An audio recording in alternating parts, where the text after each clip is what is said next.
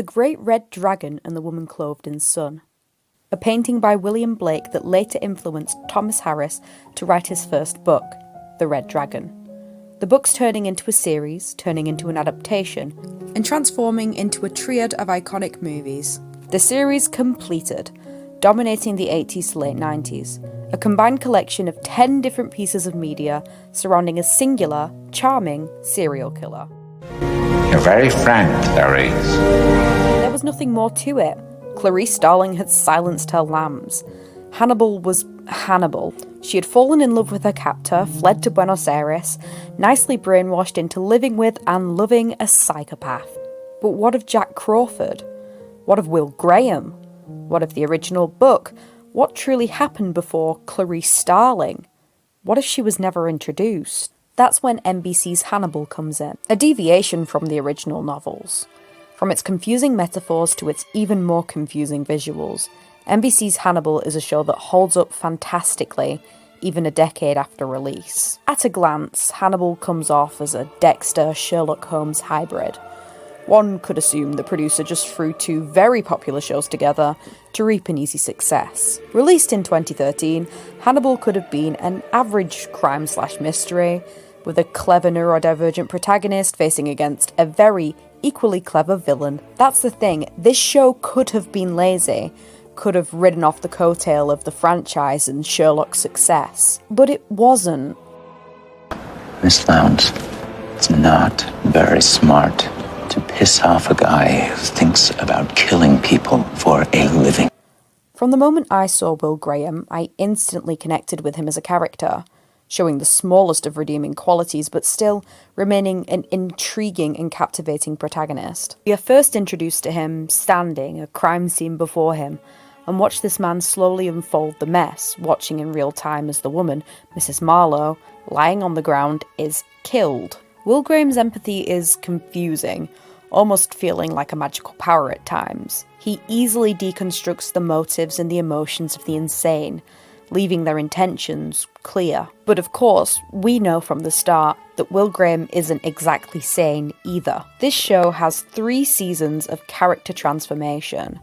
The best part of Hannibal isn't the mystery, the gore, or the episode-to-episode murders. It's the fact that we as an audience slowly watch Will change, moulded by Hannibal, as he loses and gains a substantial amount throughout the series. It's his relationship with Hannibal, a convoluted back and forth that we know can only end at the bottom of a cliff.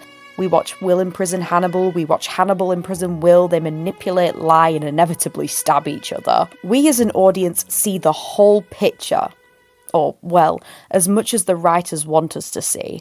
Throughout the series, we are given the impression that Hannibal is truly the one who controls Will. Will's actions are beholden to the whims of this charming, sadistic man. But every time we think Will or Hannibal is the one in control, we are completely taken aback. It is no coincidence that Season 2 ends with Hannibal stabbing Will. It is no coincidence that Season 3 ends with Will stabbing Hannibal. Will Graham is the only person who can truly understand Hannibal, and vice versa. We see many characters try and fail to understand their motives, the closest being journalist Freddie Lowndes, yet no person could truly understand their relationship, all but them. Hannibal is introduced as this charming, attractive psychopath. This man we technically know nothing about. Yet, with the added foresight of 4 Thomas Harris books, we are very aware of who Hannibal really is. Cue dramatic irony. It also leaves us unnerved, because we know Hannibal Lecter is dangerous.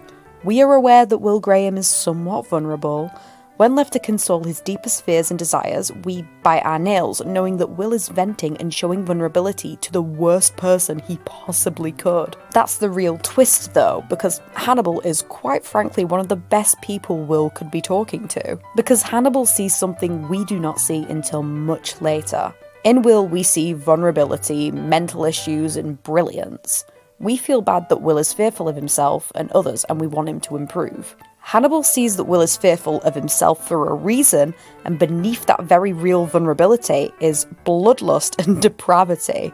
Hannibal wants Will to improve, but he sees it very differently from the viewer, or even Will himself. Will, and the audience by proxy, know that his line of work is the main source of his turmoil.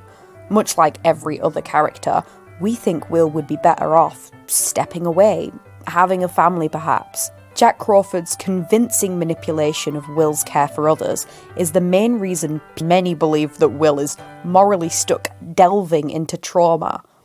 But it isn't really the reason. Will keeps coming back of his own accord. I mean, look at season 3. Yes, it took Jack Crawford reaching out to Will to return to work, but he needed very little prompting. We see Will fade back into married life in season 3. We see him happy with a wife, a stepson, and a house that suits him. Will looks happy, but his minimal reluctance when Jack asks him back shows he is missing something. Will has everything he thought best, what we thought best, but he is deeply dissatisfied. Side rant, I saw a post before on Tumblr waxing poetic about how Will Graham is the type who truly yearns to lie in the sun, in a peaceful life as Hannibal cooks him food, that Will and Hannibal would be happiest in a peaceful house in Florence, leaving everything behind. And you know, as insane as that sounds... Yeah, never mind, that sounds insane. Anybody who has watched the show could attest to it. Hannibal thrives in chaos and madness. He sits perfectly respectable and seemingly reasonable as a deep yearning and need for disorder sits under his skin. And the thing is, Will Graham is exactly the same. The last moments of this show do not end as Will hugs his wife or plays with his dogs, and no, definitely not watching the sunrise as Hannibal makes him people pancakes. This show ends at the bottom of a cliff, covered in blood. The show ends in the moonlight. The night is calm. The landscape is quiet as Will and Hannibal embrace. But craving the chaos, wishing to end his calm with one last jolt, Will throws himself and Hannibal off the cliff. The night is silent, the sky still cloudless. The world itself is begging for peace.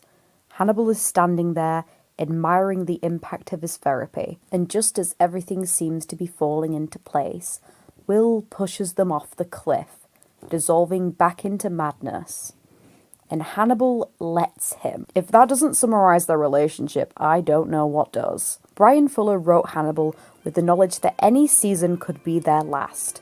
Season 1 ends with Will in a jail cell, wrongly convicted. Hannibal has thrown him into the chaos. Hannibal has given him turmoil and havoc. The last frames we see are Will gazing through a cell, Hannibal in turn looking back as they mirror each other. Season 2 ends with Will on the floor, his pseudo-daughter Abigail lying dead before him, as Hannibal walks out having stabbed both of them, letting the rain fall on his face as he revels in the horror and frenzy he has left behind.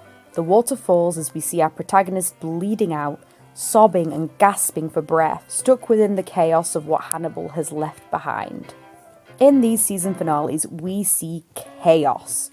We see Hannibal as the direct cause, and we see that Will Graham is the main victim. This summarizes their relationship, in part. Though these would have been suitable explanations for their relationship in the seasons they represent, season 3 is different. The ground before Hannibal and Will is even. They are as equally matched as they can be, and as equally perfectly awful for each other. So I guess that's it. Thanks for... No, this is so cheesy. I lied. The final scene in Hannibal is not the scene I just explained. Well, kind of. The final cutscene was meant to be the two men sat in a chapel in Florence in a dreamlike sequence, very likely their joint mind palace. They are there as equals and say nothing. Jack Crawford is in the back watching, and then he leaves as the music fades. A lot of people think this scene was cut as implied Hannibal and Will were dead, which is probably true. But I believe the actual used cutscene serves an extended purpose. The true cutscene depicts Bedelia, sat at a dinner table, her leg laying on the table, serving pirate realness. As she waits, there are 2 seats before her.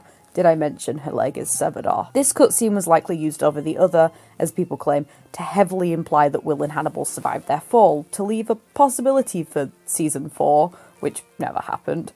But I think it also shows further chaos, rather than the peace-filled heaven sequence that was cut. Both these cutscenes imply to me that Will nor Hannibal will ever find any sort of peace until they are both dead, which I guess is incredibly fitting considering their relationship.